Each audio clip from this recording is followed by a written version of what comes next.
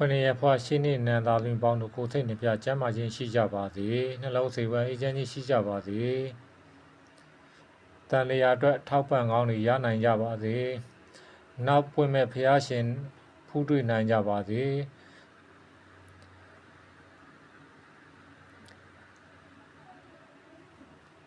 မျက်စိဝေဒနာရှင်များ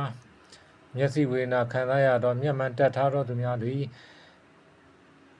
မှောင်နေသောနေရာတို့၌အလင်းလှူပေးခြင်းဖြင့်ဖျားမှာအလင်းလှူပေးခြင်းလမ်းနေမှာအလင်းလှူပေးခြင်းဘုံကျောင်းနေမှာနတ်လန်းနေမှာလင်းလှူပေးခြင်းဖြင့်လက်စင်မီပေါ့မီတိုင်းပေါ့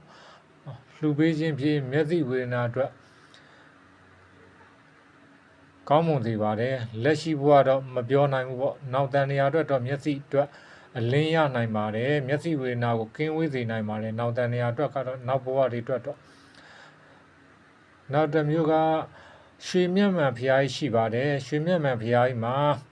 မျက်မှန်လှူပေးခြင်းမျက်စိဝေဒနာအတွက်ဆူတောင်းပေးခြင်းဖြင့်ရှိခိုးခြင်းဖြင့်ရွှေမျက်မှန်ဖျားကြီးမှာ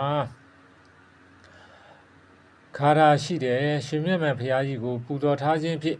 ရွှေမျက်မှန်ဖျားကြီးကိုပူဇော်ခြင်းဖြင့်အိမ်မှာစောင့်ထားခြင်းဖြင့်ပူဇော်ထားခြင်းဖြင့်မျက်စိဝေဒနာရှင်များသက်သာနိုင်ပါတယ်ပညာသင်သောကလေးများကျောင်းများသို့စာအုပ်များလှူဒန်းပေးခြင်းစေဝါများလှူဒန်းပေးခြင်းဖြင့်တန်တရားမှာနောက်ဘဝတွေမှာမျက်စိဝေဒနာကိုသက်သာခြင်းကြောင်းရင်းစေနိုင်ပါတယ်စာချကိုတော်တွေရဟန်းတန်ဃာတော်တွေကိုစေဝါလှူဒန်းခြင်းဖြင့်စာအုပ်လှူဒန်းပေးခြင်းဖြင့်ပိဋကစာအုပ်ဗိဓမာကျမ်းစာအုပ်တွေလှူဒန်းပေးခြင်းဖြင့်မျက်စိဝေဒနာများကိုသက်သာမျက်စိဝေဒနာအတွက်ကောင်းမွန်စေပါတယ်တရားစခန်းရိပ်သာတို့၌စေဝါလှူဒန်းပေးခြင်း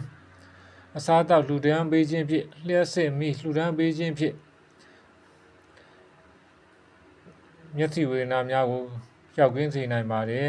။နောင်တန်နေရာအတွက်ပြောတာလက်ရှိဘဝတော့ပျောက်ခြင်းလဲပျောက်မယ်မပျောက်ခြင်းလဲမပျောက်ဘူးပေါ့။လက်ရှိဖြစ်နေတာကတော့ရွှေမျက်မှန်ဖျားကြီးကိုကိုးကွယ်ထားခြင်းပူဇော်ခြင်းဖြင့်သက်သာရာရစေနိုင်ပါတယ်။မျက်စိဝေဒနာရှင်များတို့သည်တေးတေးချာချာပြုလုပ်နိုင်မှာကတတိပဒံတရားဝိပဿနာတရားကိုထိုင်မှာရှုပါမှတ်ပါပွားပါဧကံမှမျက်စိဝေဒနာတက်တာပါလိမ့်မယ်ဒီဂရီတွေကျသွားပါလိမ့်မယ်ပါဝါတွေကျသွားပါလိမ့်မယ်မျက်စိပါဝါတိုးနေတော့သူများဒီဂရီတွေတက်နေတော့သူများ